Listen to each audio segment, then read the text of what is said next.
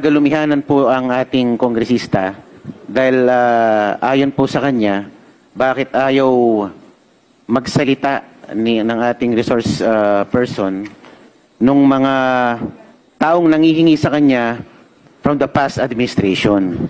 At kung bakit ang binanggit niya lang sa kanyang affidavit ay yung mga taong nangihingi sa kanya in the current administration.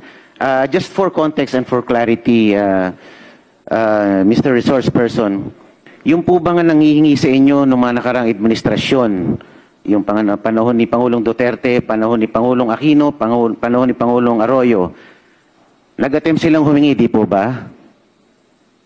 Yes, Your Honor. Kayo po ba ay nagbigay sa kanila? Your Honor, hindi po. Okay.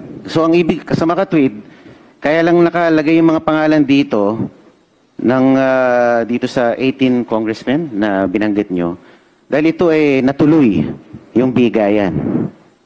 Yes po, Your Honor. Kaya nakalista ang mga pangalan nila dito kasi ito po yung meron po akong physical knowledge po. So yung mga failed attempts na kumuha sa'yo, hindi mo sinama dito? Kasi hindi naman po successful. Pero may attempt? Yes po, Your Honor. So ito lang mga ito, yung nakapagbigay ka? Yes po, Your Honor.